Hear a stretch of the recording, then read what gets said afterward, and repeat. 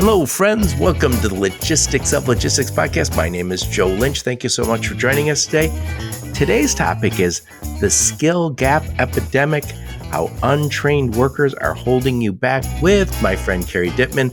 How's it going, Cary? Real well. Thanks, Joe. So, Cary, please introduce yourself and your company and where you're calling from today. Sure. My name's Cary Dittmann, and I'm the COO of FreightPath.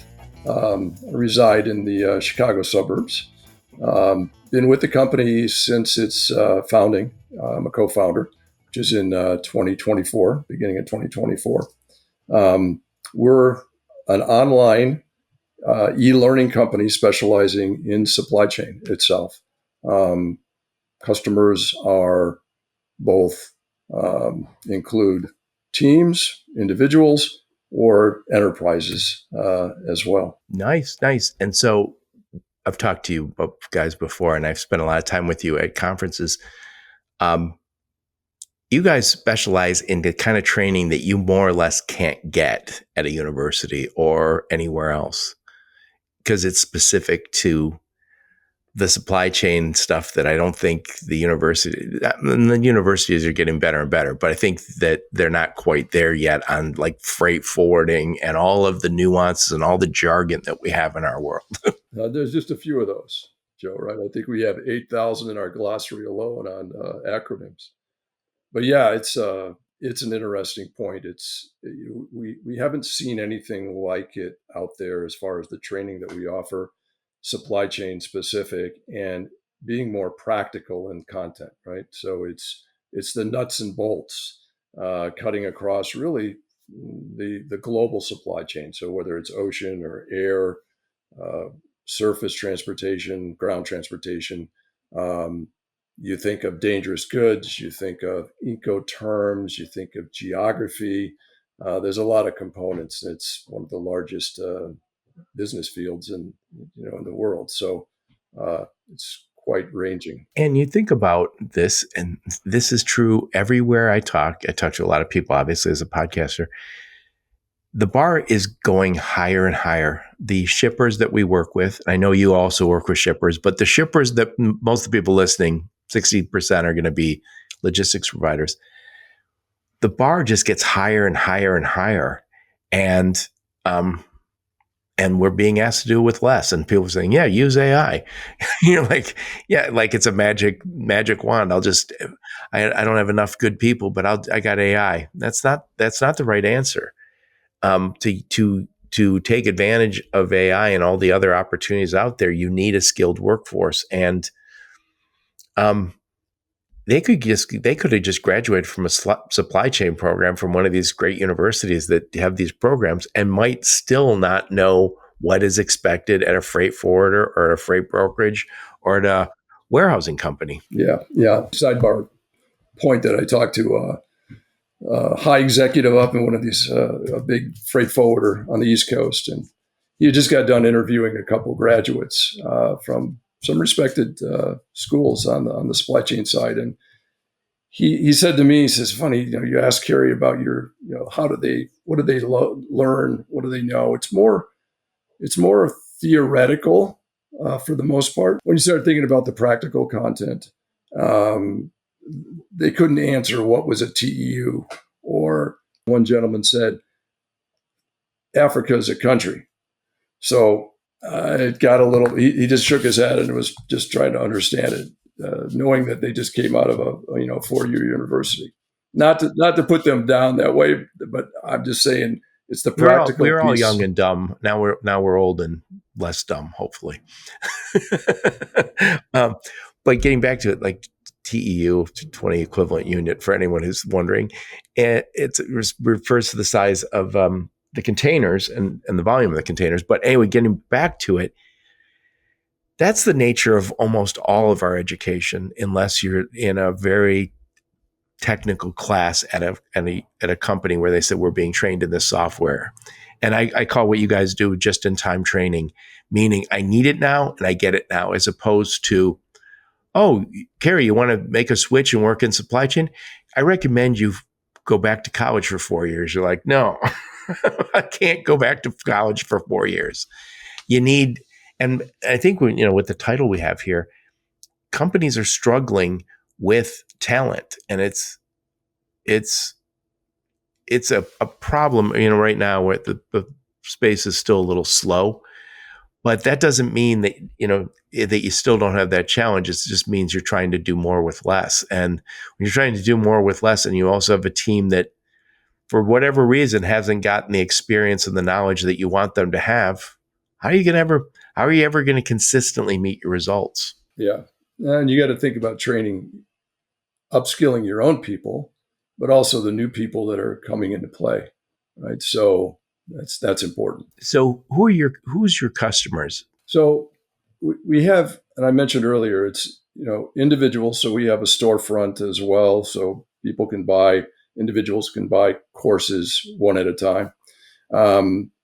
And we also then serve companies, and companies could be freight forwarders, logistics companies. They could also be BCOs, the beneficial cargo owners, so shippers, that also have logistics and transportation needs, and they have individuals that manage the day-to-day for themselves, some more than others, depending on if they have a forwarder that manages a lot of that, or maybe they do more on their own and they really need the skill sets on the supply chain side. So that, and then enterprise, there are customers that are looking for a more customized solution. They want to address different levels within their organization. They want to create career paths within their organization to train people. And so that's really our base of customers. Yep. And, it comes up on my podcast probably once a quarter, which is, we're all trying to recruit, train, and retain the very best people. If you don't train people and they don't seem to progress in their career, you aren't going to retain them.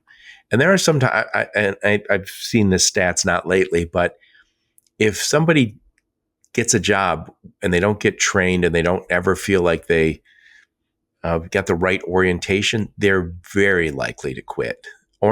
Lack of orientation is a major reason people quit. And by the way, for the most part, none of us say, "Hey, welcome aboard. Here's your orientation." It's like, have Cary show you how to do that job. The on-the-job training begins, which is haphazard.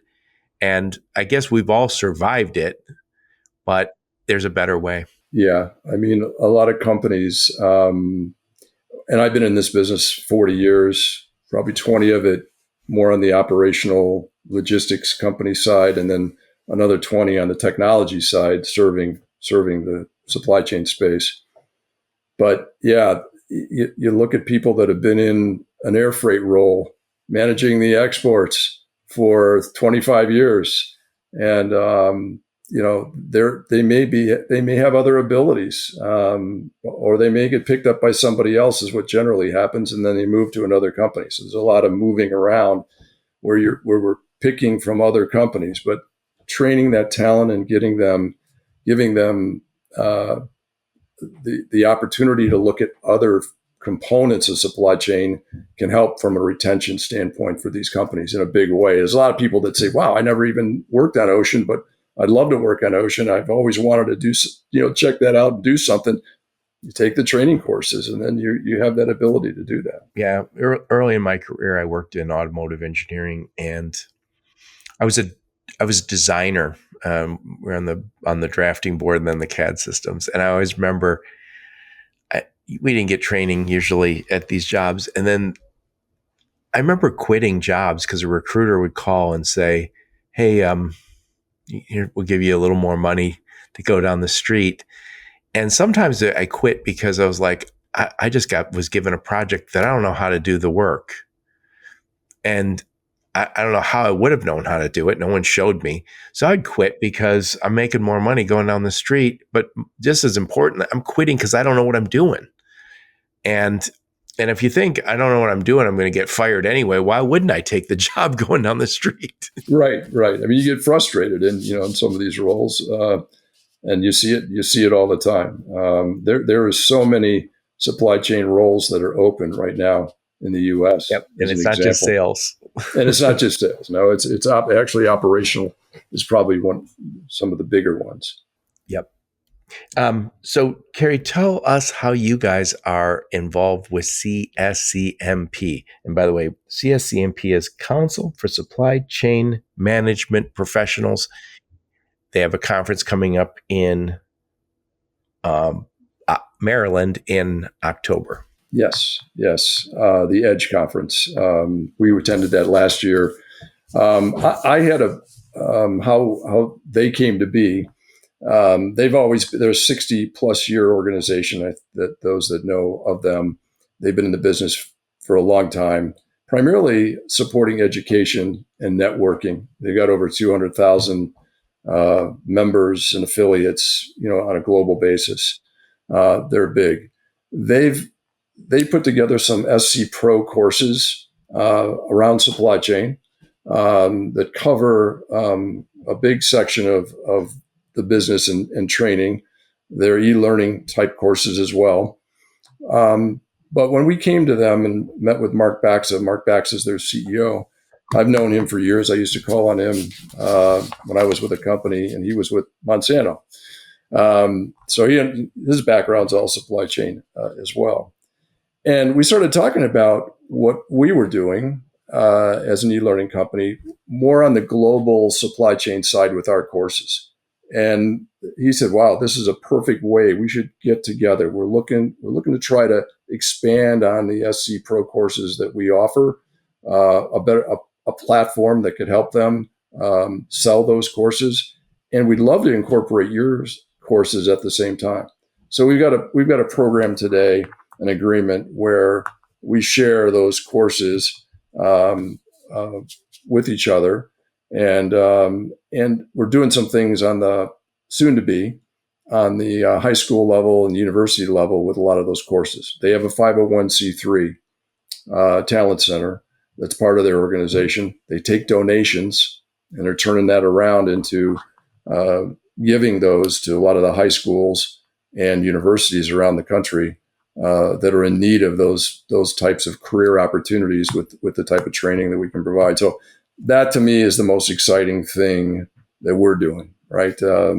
I think there's a lot there, because as baby boomers move on, the biggest gap today is to take the younger learners and bring them into the supply chain. And I think it's the pandemic has done a lot to spread the word with regard to what supply chain is. 7-8 years ago at Christmas dinner, and somebody asked you what you do for a living, and you said supply chain. They really didn't understand what you did. Today it's a lot better known, and we've been talking to some of the high schools and some of the universities, and they're trying to put supply chain more into the curriculum because of the job opportunities that are there.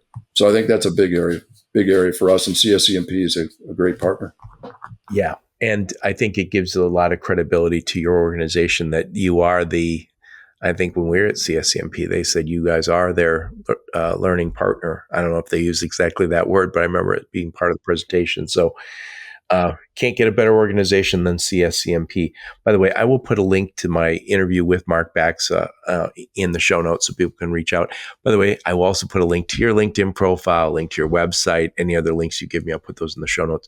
So tell us a little bit about you, Cary. Where'd you grow up? Where'd you go to school? Some career highlights before you started this company, FreightPath. Sure. And it's always interesting the way people, when you ask them, how'd you get into supply chain? And I always love the stories. For me, I went to Fenton High School, which is in Bensenville, Illinois. After I graduated, I was doing some odd jobs. Then I decided to go to junior college, so College of DuPage. And while I was going to college, one of the neighbors came running down the street, talked to my dad, and said, "Hey, they're hiring at Continental Airlines. You got to get your son over there and apply." So sometimes it's about connections. I'm not sure exactly what happened, but I was in a group interview that I've never been to before like that, with probably 30 people sitting there. I got the job. I got one of the jobs, and I was throwing bags for Continental Airlines, but they were bringing people on to get them 6 months up to speed on their business, and then they did servicing. for all the other airlines, like Lufthansa, Mexicana, Aer Lingus. And so I started working with Seaboard World Airlines at the time. And Seaboard was the largest transatlantic air cargo carrier. So that's kind of where I cut my teeth into getting into the business. And once I got hooked with that, I did operations and then customer service for Flying Tigers. Some people know Flying Tigers. They were acquired by FedEx, but they were the largest trans-Pacific 747 carrier at the time. So I did customer service for them and then field sales. That's what kind of got me into the sales side. But, I think the big thing that I learned there was how important the operational piece was to the sales roles that I had, into the future. That was key. So, yeah, several other sales opportunities with American Airlines, Emery Worldwide. I was EVP of marketing and sales for Panalpina, which I traveled an awful lot. I think I burned through 2 passports my first year. Didn't see the kids as much, which was unfortunate. And then the last few years before P44, I was with Clear Metal that was acquired by Project 44. So more the technology side. I interviewed the founder of Clear Metal before it got bought by Project 44. Oh, yes, Adam Compain. Adam, great guy. And, that was a great product. And, technology was so important. And you had to really understand operationally who you're selling to ask the right questions. And I think that's where the training piece for me kind of came into be. My days at Panalpina is where I met John Delgado, who's our CEO. And John was a recruiter in the business. I had about a 70-person team, and I was expanding North America to put global accounts in place. We stood up a whole cold chain program for them in North America that they didn't have before, and learned a lot there for sure. So that's my background. So you went to P44. Was P44 the last? So Clear Metal got bought by P44. Was that your last gig before you started this company? I did some work with one of the co-founders of GT Nexus that had a company, another technology company that I spent about a year with. Very nice, very nice. You're a perfect example of this industry, how you can rise to the top without a traditional 4-year degree. And I think that's some of the stuff that you guys are bringing to come. Basically, you're bringing the programs to a lot of these logistics companies so somebody can get trained and have some credibility behind it. Because there's one thing, you get all the on-the-job training you want, and in some regards, people don't respect it. But if you can say, yes, this is a program that is connected with CSCMP and lots of people have been through it, it's different. And I think given the cost of college and our demand for heads in this business, to your point, that the next generation is smaller. And as the baby boomers, a big cohort, leave the field, we're going to need to get some people into this business, and they don't all need a 4-year degree. Nothing against it, but you got people who have a 4-year degree who still don't understand this business. They still go through your program. That's the point, right? There's a couple avenues, and you can go take the 4-year degree and take supply chain as a major, and there's job opportunities that direction. But I still think you need the practical experience at the same time. So I would even encourage, the types of courses that we have to really learn the terminology and the acronyms in this business. And then there's the high school side of it that, again, taking a warehouse job or there's some very good paying jobs out there. And having some credentials, like a certificate of completion from our business, on a couple different key topics would stand out, let's say, in a resume being looked at by people. Right? Yep, for sure. So again, today's topic is the skill gap epidemic, how untrained workers are holding you back. So before we hit the record button, we talked about 3 things I wanted to touch on here. And the first thing that's holding you back, talk about that. What is one of those things that you say, yeah, because my workers aren't trained, we're not getting where we need to go? What is Yeah, that we're not first meeting point? our business objectives, right? We're not accomplishing what we want to do, as a company. Talking about companies that we would talk to and trying to understand what their challenges might be from a training aspect. Yeah, exactly. And I'm glad you said it that way, because so often training gets kind of put in this weird bucket where it's like, oh, we got to train our people. Well, why? Well, why? Why don't we train them? We train them because there's a gap. There's a gap in their knowledge, and that gap in their attitude, skills, and knowledge that is causing a business gap, right? Exactly. We're not meeting our objectives because we don't have the team. Yes. Yes. And by the way, that is the norm. I mean, we do a good job with on the job training, but as everybody goes in this business, remote has always been a thing. So you might have somebody in Omaha and you got people in California, you got people in New York. How do you train all of them? And if you do have a remote workforce, it's even more difficult because there's not that veteran sitting next to you. That's right. That's right. That's a difficult thing. I will throw one other thing out there, Cary, is I'm a big believer that you should be knowledgeable and an expert in a supply chain. Not just, oh, I'll get you a truck or we have software. You should understand the business of the people who you're selling to. I think 10, 15 years ago, you could be very transactional about, I'll get you a truck or you can store stuff here. Now I think the expectation is you understand my business. You guys are industrial logistics experts or automotive logistics or retail logistics experts. And so if you don't understand what's upstream of you or what downstream of you or what the vertical that you're in does, Yes. how can you succeed? How do you ask the right questions? It's and we see it and when you think about technology and going back to my career, maybe 20 years ago when that kind of took place and started on the technology side, 3PLs, you went to them for your visibility. You went to them for managing your business, holistically that way. And then these technology companies started cropping up, right? So all the conferences you go to today, that's who you see in a lot of the booths is all the technology.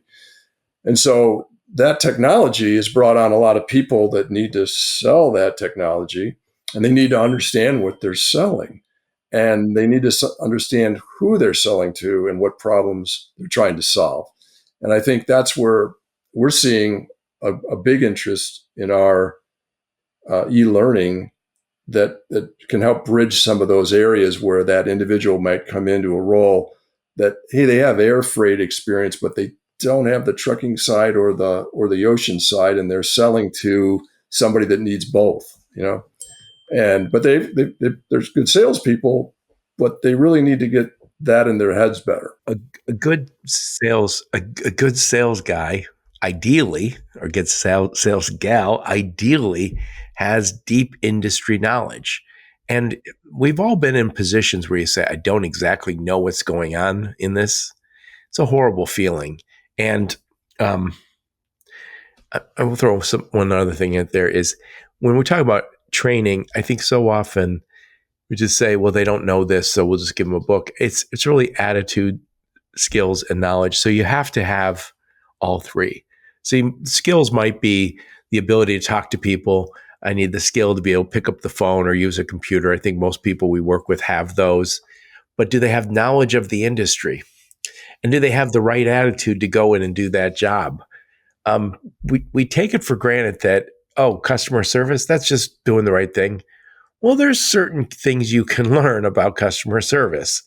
And if you don't have the attitude, skills, and knowledge, you're going to fail. And when you fail, that means the company does not meet objectives. Yeah. Yeah. I mean, the customer service aspect, and that's a good one, which is if people had a better understanding or contextually the supply chain more end to end, they might either ask the right questions when they're on a conversation with a customer, or the customer might say something that would trigger a thought to bring up about another business opportunity that maybe they could get, because that's really what it's all about. I mean, customer service is managing the business you have, but it's also uncovering, new opportunities as well if you're doing it right. my opinion. Yep. I think also, I'm not gonna pin all. I don't like when people categorize a whole group, a whole generation of people like, oh, the boomers do this, the Gen Z do this. But as we're all on our phones more, I feel like there is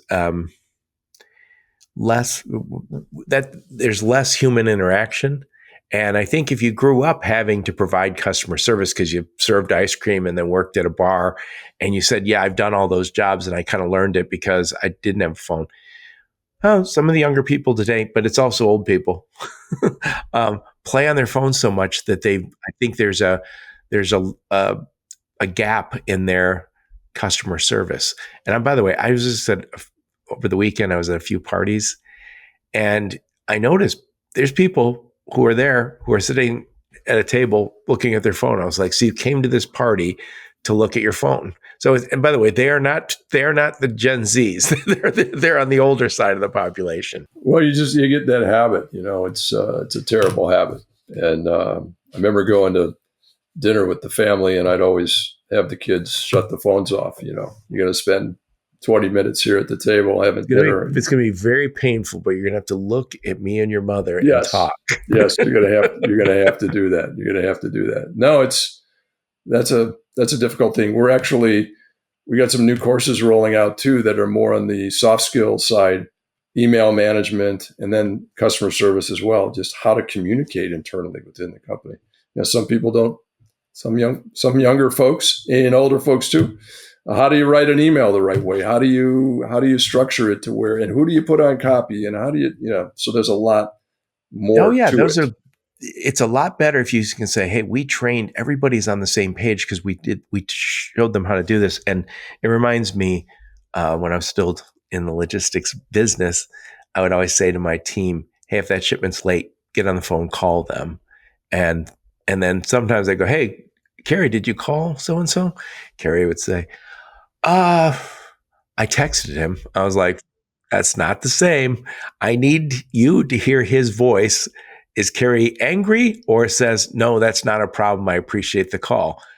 And when you get an okay back from him, it tells me very little. So I used to always say, you call Cary up, say, I'm sorry, your shipment's late. Here's what we're doing. Here's the new, and I'm going to follow up with an email and confirm, and I'm going to copy my boss. So, and I'll make sure we put a notation in the TMS or whatever is required. And those little things matter. So later on, when I don't send that email because I sent Cary a text and he said, okay, I don't have that record in my system. Nobody sent an email. It's not in the TMS comments. So I feel like those little things is how you do business. Everybody does it the same way. And if I'm brand new to the business, and you could be 50 years old and brand new to the business, maybe you don't know that that's how it's done here. And there's a million little things like that in our business. There is. And, I take some of these courses too that I've taken several of them that I learn something every time. It may be a topic I think I know, but there's always room to learn. So that's important. So the first thing we talked about is not meeting business objectives. And the reason we're not is because my team doesn't have the attitude, skills, and knowledge necessary to do the work. Next is there's this, and I wrote this down for our conversation earlier, but there's a lack of shared vision, shared knowledge, shared language that we would all get. If we all took the same course and we all sat and we might have talked about it and it became part of our process, part of our procedures, we all understand what blank means. Cary doesn't interpret it different than Tom or Larry or Sue, right? We can't have that. Right. Yeah, no, that's super important in these companies, all companies, right? You have to have a goal and you got to have a vision, but you got to make sure everybody else is on the same page of that. And same with the knowledge side of it, right? So same with the experience and knowledge, but they both come hand in hand, and that's the foundation of having a good team. This industry has been traditionally done fairly well, but it's been tribal knowledge, and we'll count on the veterans, and the veterans know how to do it. But I can't have, I got to say, hey, this guy's been in this business for 25 years. He's learned all the lessons he needs to learn over those 25 years, and he's delivering results for his customers, my customers, and it works. But I got a new guy, and he's 30 years old. He just got in this business, but we consider him high potential, but he doesn't have that experience. He doesn't have the knowledge. He has never been exposed to this business until recently, and he's not getting the same results. No one wants to be on that team that's not getting the results. None of your customers want to be on the other end of those inconsistent results. Right. So how do you upskill that guy so the 30-year-old can do a lot of the things that the 50-year-old can do? Yeah. Well, I mean, it's got to be, and one of the practices we do when we get into a company, we're assessing. So we're looking at doing an assessment around where is that knowledge, who's got which knowledge. Some have more knowledge in different areas because that's been their background than others, and so they may be on a different career path or learning pathway, as we call it, and we're able to put those together. So help these companies kind of pull different teams of people together that might need more emphasis on these skills and these topics and subject areas than this group over here. And we have several customers like that today. That's how they looked at our organization and the tools, the learning tools that were at play, and said, hey, here's how I'd like to mix it up. So we're in the process of creating some of those learning pathways as well, based on our experience and knowledge of what companies are doing. So you guys can say, hey, for the guy who is going to be managing freight forwarding from Europe, we're going to give him these 5 modules or these 7 modules, Right. whatever it is. The guy who's doing the over the road is going to get maybe slightly different modules. But anytime you need to up that skill level in a specific area, you have a module for it. And I do use the term just-in-time learning. I've heard other people say it, and I love it because it's how we want to learn. I don't want to take a class. I want to go down the hall or off-site and learn about something. And they say, someday, Joe, you might need this. You're like, great. I'm glad I'm wasting today to understand this. Then I get back to my desk. I answer my 100 emails that I missed.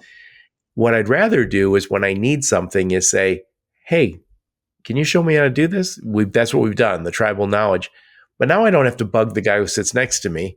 Now I can take a class at my desk, and I can take it over and over again until it sinks in.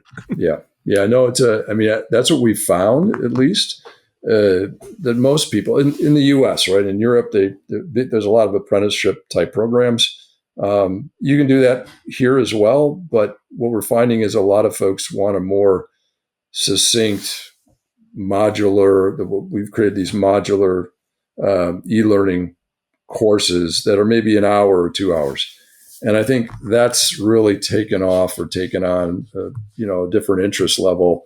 We do it they can take it on their phone as well. They could do it on a mobile device, or they can do it, sitting down at a computer. And I think that's really also key, right? You have to spend the time to learn. It's not a bunch of videos all the time. It can be some mixed in there, but it's really reading, understanding what you read, going back and getting quizzed on what you read, and then, taking a test at the end. That's how you learn. At least that's the studies that have been done, along the way. And by the way, once you've taken a course and you go, now I know some of the things to ask for. So I might go to YouTube and say, I took the course. Now I want to go a little deeper. Maybe jump over here and look online. I know the questions to ask now. I remember early in my career in automotive, there's so much jargon. There's so many things I didn't understand. And back then, there were dumb questions. So people didn't, you didn't ask questions. I didn't want to expose my lack of knowledge. And so I remember looking stuff up in engineering books or asking somebody like after the meeting, hey, what the hell do they mean by this? We didn't have the internet then. I'm dating myself here, but now we can educate ourselves a lot better once we have that foundation. And I think the nature of delivering training is saying, we're asking you to take this course and feel free to ask any dumb questions. This is the time. And as you get older, you don't worry about asking dumb questions, but young people, man, I did not want to be I didn't want to expose my ignorance. It was probably exposed anyway, but I didn't want to expose it any more than I had to. But that's exactly what I heard from this young intern. We were talking to a company, and this intern happened to be in the meeting to hear about what we're doing with training and the interest level. And he said at the end, geez, I wish I would have had some of this training ahead of time, because I just got done, spending 3 months here within the company. I had to go from department to department. And my challenge was not that I wasn't taught by good individuals, but it was a lot of the acronyms. I didn't know what they were, and I didn't want to ask, or I didn't want to slow it down. If I would have known all of the terminology and acronyms that I was jumping into. So that's really the key way that we're learning that as we go along too, but trying to combine on the job with specific training that you're taking at the same time. That's a great way to learn. But I love it. So the first thing we talked about is a problem is not meeting business objectives. And the reason you're not meeting is because your team doesn't have the attitude, skills, and knowledge they need to succeed.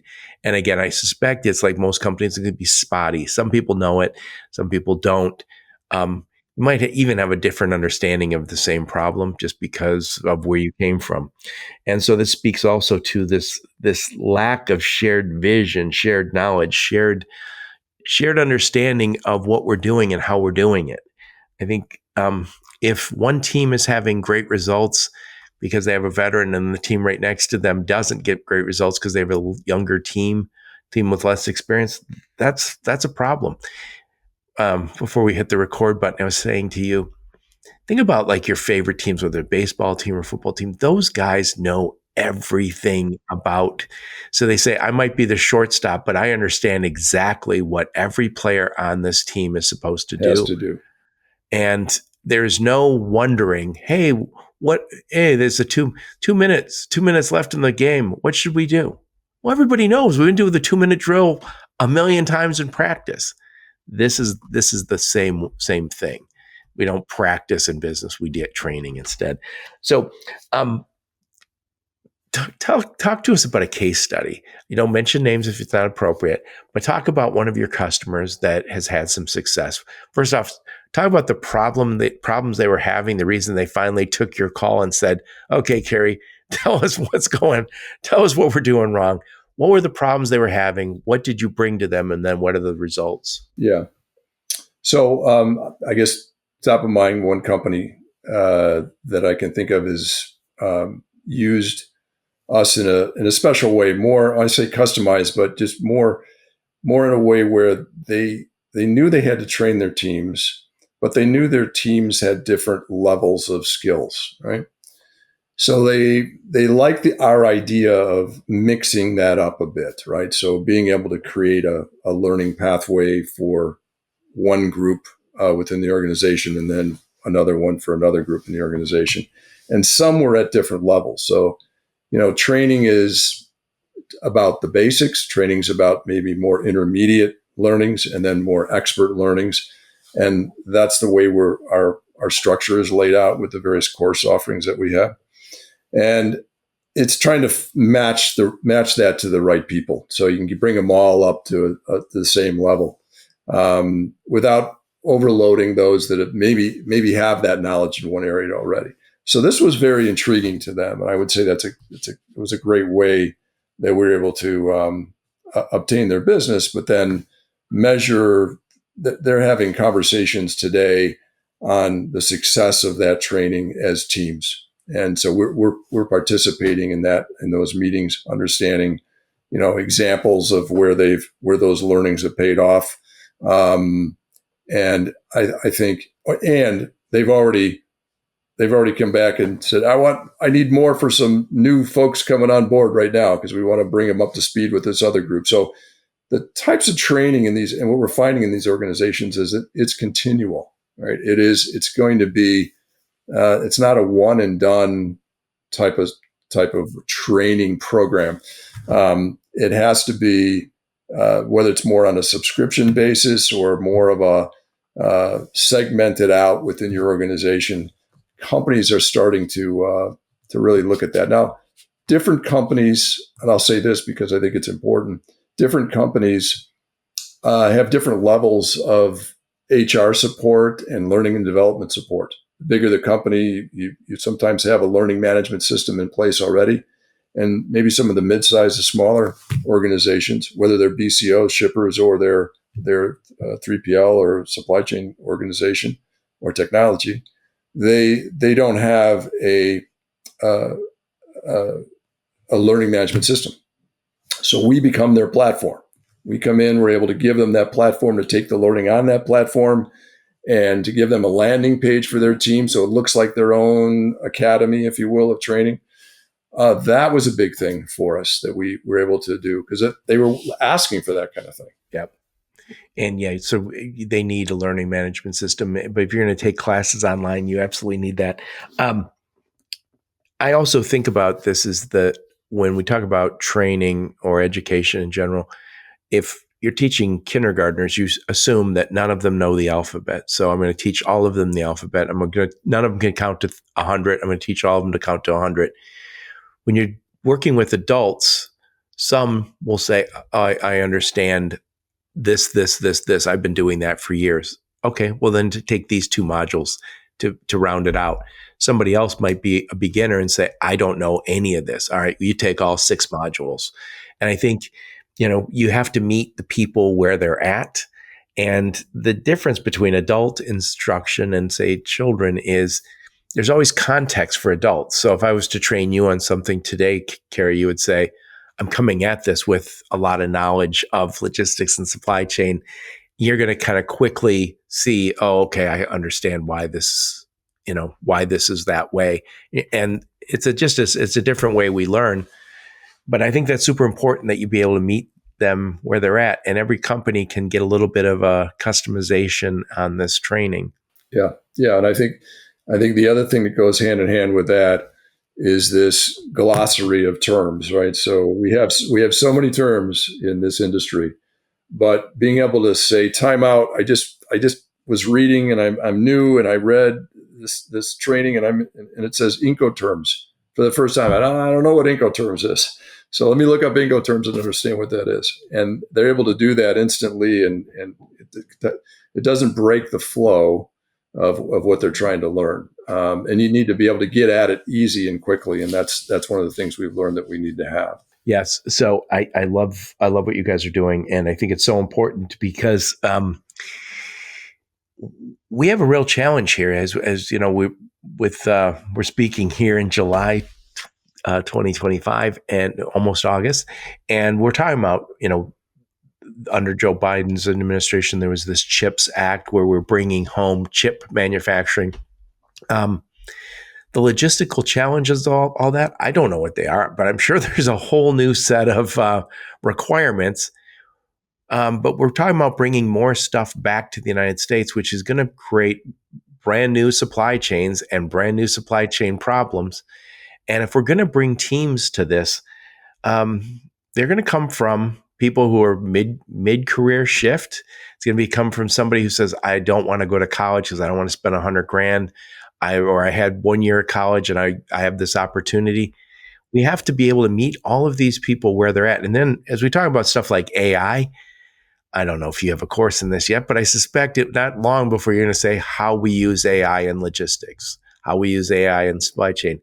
It'll be some training, and I think that's what we need. We need the applied stuff, the stuff that allows us to, exceed expectations in this current job, as opposed to, I'm rounding out my foundation of knowledge but it doesn't help me get my next raise. Yeah. No, when I think of, you think of these 3PLs and forwarders and that intermediary, right?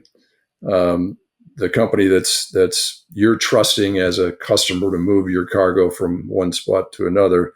You got to trust them. You got to feel that they have the knowledge and the skills to make all that happen. And they are constantly competing for the supply chain business that's out there. And if I've learned anything else in this business, it's those that have the best solutions and follow through on those solutions, right, are the ones that are going to succeed.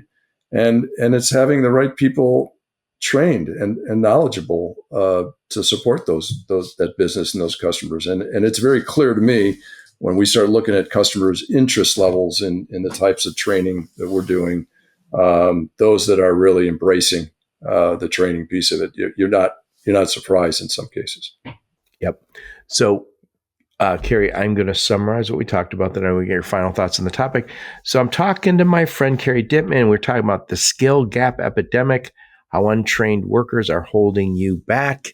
And the first thing we talked about is companies not meeting business objectives. And the reason they're meeting the business objective is because their people don't have the attitude, skills, and knowledge required. Sometimes training is kind of thrown in as like, well, go ahead and just train what we train because we train. It's not that. It's we train because we need something. This is an ROI. We're in a world that requires ROI. So if we're going to do the training, we're doing the training because there's a gap in our performance that we need to fill in. So first and foremost, we have people who don't have the attitude, skills, and knowledge because they come from different places. And even if they went to a supply chain program, they might, for college, they still might not have the skills that they need or the knowledge they need. Next, we talked about this idea of shared vision, shared knowledge, just a shared understanding of how the world works and what problems we solve and how we solve them. Training can fill in that gap. I don't want to find out that one of my teams is delivering in this way and the team down the hall delivers in a completely different way. And I also don't want to find out that the only people who know what they're doing can leave, right? I want to make sure that that veteran or maybe even a young person understands how that customer works and no one else does. We can't have that. We talked a little bit about the case study about one of the customers you guys have already, a freight forwarder, and the problems they were suffering from and some of what you're doing for them. And again, I use the term just-in-time learning. I'm sure there's a lot of other ways to describe it. But anyway, Cary, put a big old bow on this. Final thoughts on the topic. Yeah. No, thanks, Joe. That's a good summary. I would say, our mission has been really to address all those key areas. The upskilling employees is key. And like I referenced earlier, there's some companies that look at this, we come in, they go, wow, we really need this. We don't do it well. Can you help us? And part of it's just helping them get on the right path, no pun intended. And I think knowledge consistency is a big problem out there. And that's and it's going to get worse before it gets better, because of where people are going. That's your most valuable resource is the employees that you have. So keeping them up to speed, and the folks that today kind of get all that weight of being the tribal knowledge leader, it's going to get more difficult for them to kind of keep up. So we've got to get that foundational group, whether they're new coming into the organization or they're graduating to another level within the company, or they want to move somewhere else within the company. They need to have different skill sets and be able to do that. I mean, that's exactly what we are and what we're trying to do. So I love it. And I think in this business, we are dependent on our partners. So I think if you think about, if you're a freight broker, you say, we have our carrier partners, we have our transportation management partner, we have our visibility partner, we have our factoring partner. We're all very comfortable with partnerships. And I think, a lot of people are outsourcing to the Philippines or to Colombia, and they say, oh, I'm very comfortable. I have an outsourcing partner that I work with. I think what you guys have with this learning management platform is just one more partner I'm going to need. You can pull together those PowerPoint slides on your own, but it's a lot harder. It's a lot harder to come up with the program, and you don't have a learning management system, which you need. And I I think this is just kind of a slam dunk. I think companies need to have a partner like FreightPath that says, "Yep, whatever you need education on, we're always creating new courses, and we're going to help you solve the problems that are hitting you." And by the way, by the time you call and say, "Cary, can you help me with this?" Probably 5 other companies said, "We have a problem with that, and we're developing a course on it." Yeah, yeah. It's a unique point in time in our business. I still call it the perfect storm, with where things are going with retirements and you think about this industry with the tariffs and changes that are going to happen in the supply chain. It's never a dull moment. Oh, I think there are so many threats. You mentioned the tariffs. Forget the tariffs. I think are going to straighten themselves out at some point, but it creates some uncertainty. But we've had some down times since the end of COVID. But on top of that, I just feel like the bar gets higher and higher and higher for what we need to perform at. And we're going to be bringing people in mid-career, like we always have. We're going to bring people in who are green right out of high school, right out of college. And I think they all have to get on the same page. And this is a great program you guys have. So again, I will make sure I put a link to your LinkedIn profile, link to your website, any other links you and your marketing team give me. I'll put those in the show notes. Cary, what conferences will we see you and the fine folks from FreightPath at? Well, we're absolutely going to be in full attendance at the EDGE conference in October, the 5th through the 8th. CSCMP. That's a mouthful, but it's a great organization. We're excited about that for all the things I mentioned before on the donations, both the high schools, the colleges, junior colleges, even veterans programs that they reach out to, adult learning as well. So that's one. IATA, which is coming up here on the West Coast. That's the Intermodal Association in North America. Yes. And that's out in Long Beach in September. Yes, you're defining all the acronyms I'm throwing at you there. So that's good. Well, I'm going to the IATA conference. I just interviewed Ann Renke over here. Oh, yeah. We spoke with her recently as well. So, I mean, that's another good example of, how do you bring more awareness through training for that whole intermodal sector of the business. That's a big deal for them. And I think there's a lot of people that some understand it and some don't. But how do you bring it to the forefront? Yep. I know you guys go to TPM and Manifest too. Manifest is next February.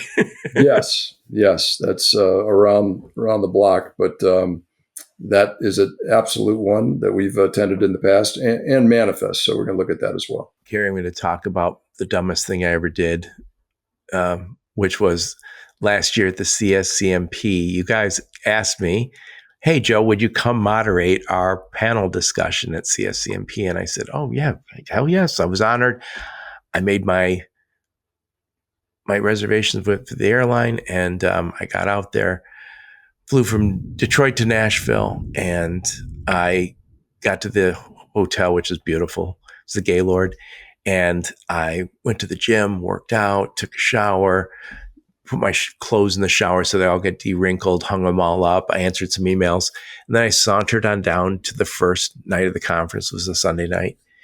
And I couldn't find you guys. And finally, I pulled out my phone. I was going to call one of you or John Delgado. And as I picked up my phone, there was a gal who walked by from the Gaylord. And I said, "Where is the CSCMP Edge conference?" And she goes, "Oh, it'll be right here next Sunday." I come a week early. And I could not believe it. I walked back to my room in a trance. I could not believe how dumb that was. And then as I came out of my trance, I realized I got to get back to Detroit. Oh, God, I got home late that night. So you just did a scoping session. That's all you did. So you're good. And then the guy who drove me to the airport, he says, "You seem a little stressed." I go, I'm hoping to catch this flight, and it's going to be tight. I ultimately missed it. And then I told him what I did, and he goes, "Oh, that's crazy." He goes, "Hey, I got a personal question for you. Are you going to tell anyone?" I thought, I'm telling everybody. that's a good point. I don't have to say anything, but I ended up telling everybody. And then right before CSCMP was ending, I was leaving your booth, and you go, "See ya, Joe. You coming back next week?" That's right. I know you told me. You told me, and I didn't want to bring it up on this call, on this podcast, but yeah, you did. It happens. Yeah. It's happened to me before. Oh yeah. By the way, the guy in the cab said, "Oh, we got people." That was in Nashville, and he said we had a guy at our front desk, very angry, demanding his room that we didn't have, and then they looked him up in the system and said, "You're supposed to be in Memphis." He goes, "Where am I?" He said, "You're in Nashville." Oh my gosh. Yep. Anyway, enough of my blather. It was a pleasure talking to you, Cary, and I love what you guys are doing. Again, I'll put all those links in the show notes so people can reach out and talk to you guys, and hopefully see you at some of these conferences. Looking forward to it, Joe. Thanks for hosting me. Thank you so much, Cary, and thank all of you for listening to my podcast. Your support's very much appreciated. Until next time, onward and upward. You have been listening to the Logistics of Logistics podcast, where we engage with leaders in the logistics and supply chain community. If you like what you hear, please subscribe, hit the like button, and leave us a nice review on Apple or Spotify or wherever else you listen. Also, please check out our videos on YouTube and connect with us on LinkedIn. We're very big on LinkedIn. And you can also reach us on the logisticsoflogistics.com, our website.